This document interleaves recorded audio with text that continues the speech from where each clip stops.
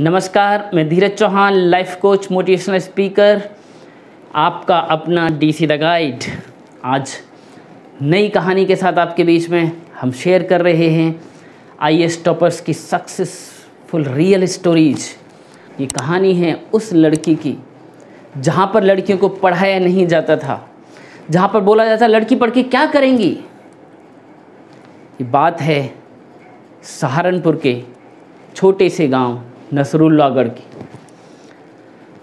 वहाँ पर एक लड़की रहती थी वंदना नाम की, जिस गांव में ये बोला जाता था लड़कियों को ज़्यादा पढ़ने की ज़रूरत नहीं है, लेकिन लड़की को मन में था मुझे पढ़ना है, मुझे पढ़ना है। और फिर वो अपने पिता को बोलती थी मुझे और पढ़ना है, जैसे मेरे भाई पढ़ने के लिए गए बाहर, मुझे भी बाहर पढ़ने के लिए भेजिए। लेकिन लड़के का पिता बोला क्या ज़रूरत है, तुम इनको यहाँ जितना पढ़ सकती है पढ़ लो। लेकिन लड़की नहीं मानी और फिर लड़की के पिता ने भी, लड़की ने लास्ट में एक सेंटेंस बोल दिया कि आप मुझे इसलिए नहीं भेज रहे कि मैं लड़की हूँ। अब ये सेंटेंस उसके पिता महिपाल जी को चुभ गया, लग गया, और उसने उस लड़की को बाहर पढ़ने के लिए भेजा। और पता है कहाँ भेजा? उसने भेजा मुरादाबाद के पास एक हॉस्टल है, एक गुरुकुल है, लड़कियों का एक गुरुकुल है जहाँ पर हिंदी और संस्कृत मीडियम में पढ़ाई की जाती है। वो लड़की वहाँ चले गई, 12th तक उसने वहाँ पढ़ाई किया, बिल्कुल फिक्स रूटीन। उसने बिल्कुल वहाँ कठिन परिश्रम कैसे किया जाता है, अपना काम खुद करना, अपनी पढ़ाई खुद करना, टाइम से सुबह जल्दी ब्रह्म मुहूर्त में जगना, फिर सारी स्वच्छता करना, अपने कमरे को व्यवस्थित रखना, कपड़ों को व्यवस्थित रखना, किताबों को व्यवस्थित रखना, और साथ में सप्ताह में 1-2 बार खाना बनाने में भी मदद करना। ये सब सीख कर वो लड़की और संघर्ष करके और मजबूत होकर निकली।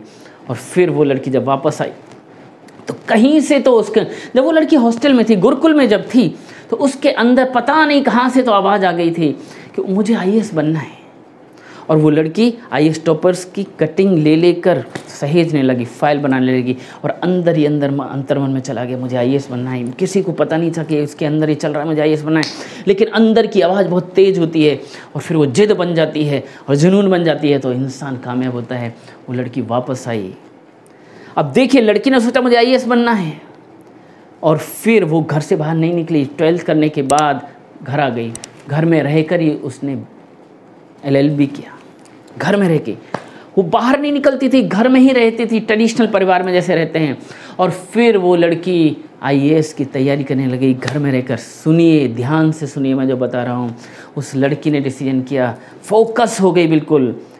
उसका एक घर था गाँव में, और गांव में एक घर था, उसके ऊपर एक कमरा था।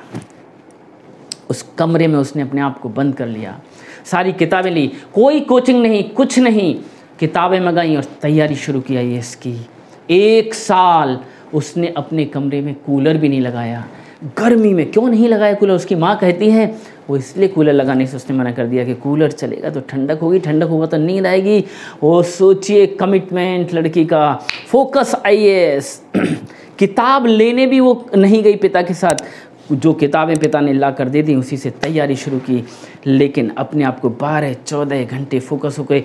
उसके माँ और बहन कहते हैं कि हमें पता ही नहीं चलता था कि वंदना इस घर में रहती है, बिल्कुल फोकस, जैसे अर्जुन फोकस हो गया था, बिल्कुल चिड़िया की आँख की तरह। ऐसे ही उसकी भी आईएएस के अलावा कुछ नज़र नहीं आ रहा था। 1 साल तैयारी करते रहे, और फिर तैयारी करने के बाद उसने एग्ज़ाम दिया, प्री क्वालिफाई हो गया, मेंस क्वालिफाई हो गया, इंटरव्यू दिया, और जब फाइनल उसके बाद जब वो रिजल्ट देख रही थी, 8 रैंक कर उसका नाम जब देखा, तो बताते वो 2-3 बार उसने चेक किया कि ये मेरा ही नाम है, और फिर उसकी आंखों में आंसू आए। उसने ऑल इंडिया 8 रैंक और हिंदी मीडियम में टॉप रैंक बनी। एक लड़की बिना कोचिंग के, अपनी जिद और जुनून से, एक ही कमरे में बंद कर गर्मी में कूलर न चलाते हुए, पंखा भी नहीं चलाती थी कई बार कि नींद ना आ जाए, और वो अपनी जिद से बिना कोचिंग के, एकलव्य की तरह, बिना गाइडलाइन के जीत गई। यदि जुनून आपका है जीतने का, तो आप बिना गाइड के भी, बिना सुविधाओं के भी फोकस होकर आप अपने लक्ष्य को हासिल कर सकते हैं। ये वंदना चौहान ने दिखाया। ऐसे ही आप भी फोकस करें, जो आप पाना चाहते हैं उस पर फोकस हो जाएं, आप जो चाहते हैं वो ज़रूर मिलेगा। ऐसी कहानियाँ प्रेरित करती है, शेयर करिए। पता नहीं कौन लड़का जिसका फोकस हिला हुआ है फोकस हो जाए और अपने गोल को अचीव कर जाए।